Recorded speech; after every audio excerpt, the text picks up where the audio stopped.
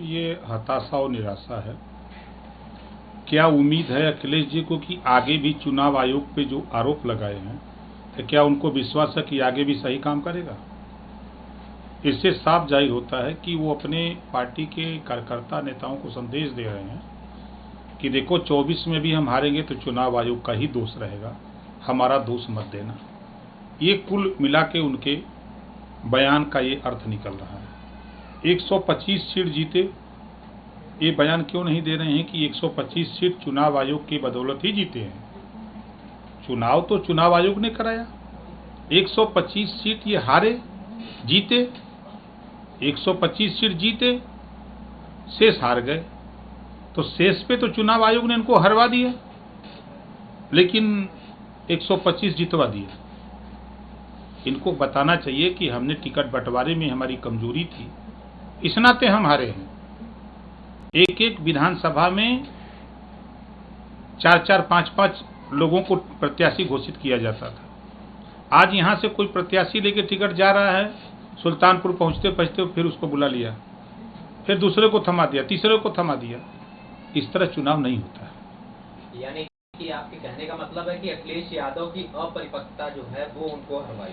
शिवपाल यादव जी खुद कहते हैं, हम क्या कहें, अनुभवी हैं, हमसे ज़्यादा अनुभवी हैं, समाजवादी पार्टी के फाउंडर मेंबर हैं।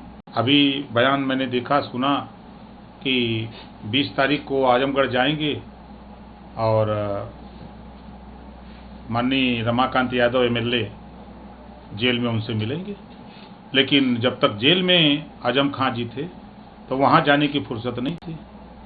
दर्जनों उनके पार्टी के बड़े नेता एमएलए जेल में हैं, उनसे मिलने के लिए नहीं जाएंगे। अखिलेश यादव ने जो उनकी पार्टी है वो तो अभी कह रही है कि आजम खान के खिलाफ जितने भी एफआईआर हो रहे हैं उसको लेके वो पश्चिमी यूपी में एक मोर्चा खोलेंगे। कब खोलेंगे? जब मुकदमा लिख दिया जाएगा तब, जब वो जेल चले जाएंगे तब। जब वो जेल में थे तो उनके खिलाफ इन्होंने क्या किया? तमाम तरह की दिक्कतें मुसलमानों के सामने आई। क्या उन समस्याओं को लेकर के समाजवादी पार्टी कभी मुकर हुई? क्या समाजवादी पार्टी के नेता कभी उस पर बयान दिए? ये उनकी कथनी और करनी में बहुत अंतर है। सर, 79 जो ओबीसी की उपजातियां हैं, सरकार माननीय मुख्यमंत्री योगी आदित्यनाथ जी इस काम को शुरू किए हैं तो हम उसके कदम का स्वागत करते हैं। हम तो 6 साल से सामाजिक न्याय समिति की रिपोर्ट लागू करने के लिए लड़ रहे हैं।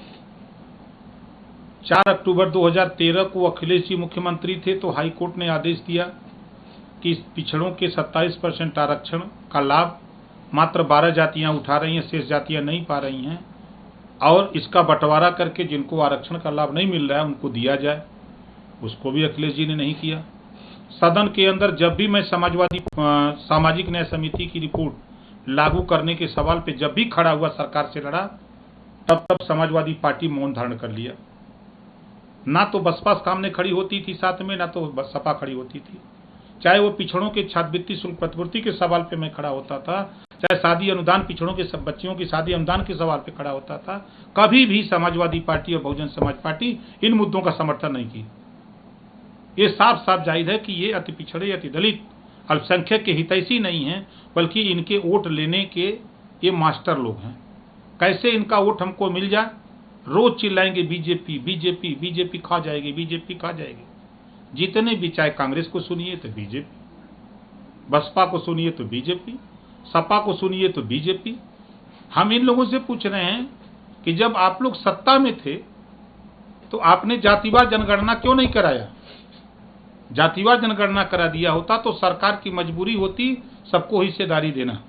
नहीं कराया इन लोगों ने, जानबूझ के सत्ता से बाहर वोट लेने के लिए जातिवार जनगणना की बात कर रहे हैं। राजभर जी, आप कह रहे हैं कि उन लोगों ने साथ नहीं दिया था जब आप इस चीज को उठाते थे सदन में। उस समय आप बीजेपी की तरफ थे, उस समय उन लोगों ने साथ नहीं दिया। नहीं, उसके बाद भी आप गए और दोबारा उनसे हाथ मिलाए, उनसे मिले।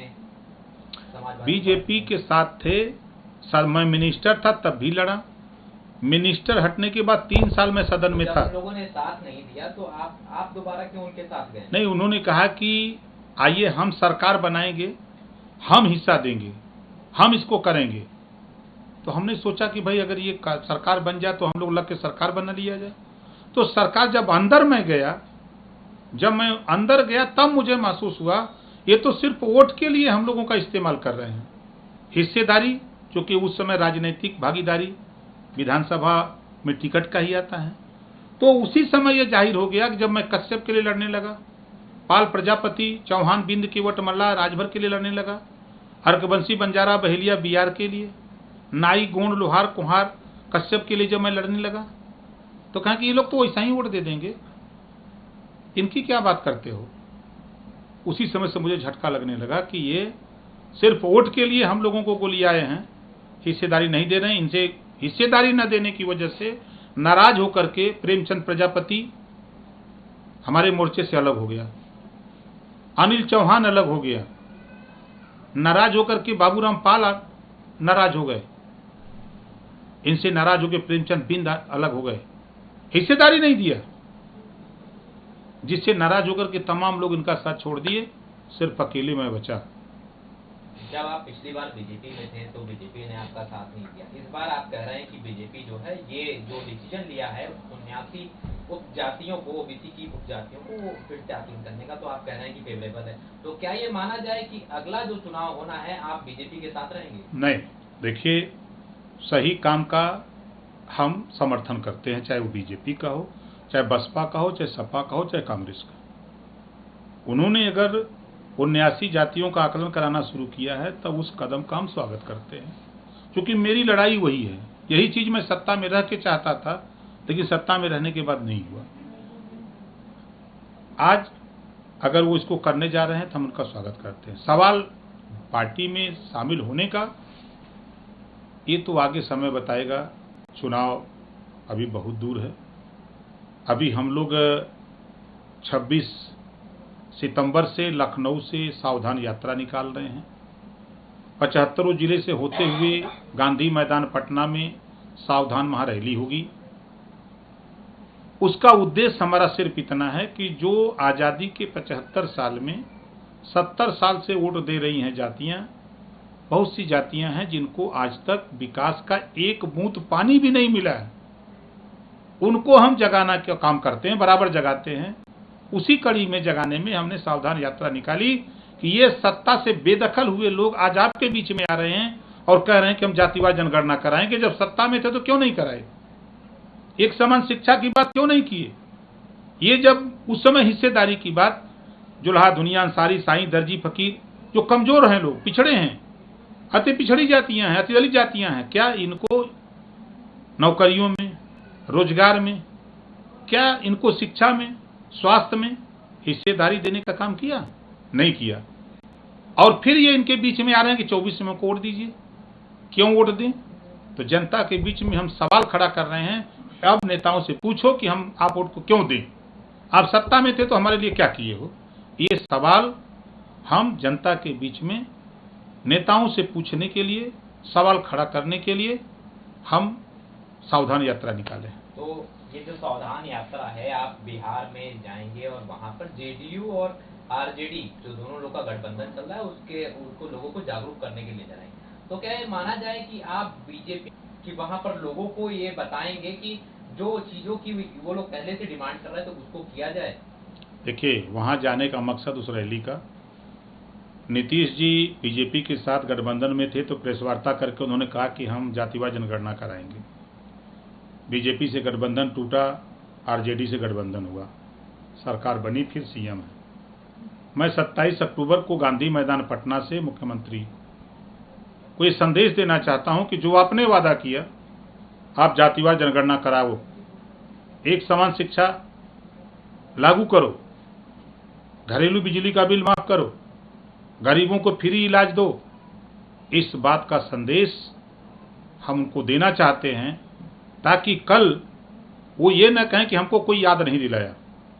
अभी तो मैं पहली बार जा रहा हूं सरकार बनने पर, मैं दर्जनों बार जाऊंगा और बार बार यही बात कहूंगा कि जो अति पिछड़े, अति दलित हैं, जिनको हिस्सेदारी नहीं मिली है उनको हिस्सेदारी दिलाने के लिए आप जातिवार जनगणना कराने का जो वादा किए वादा पूरा करो।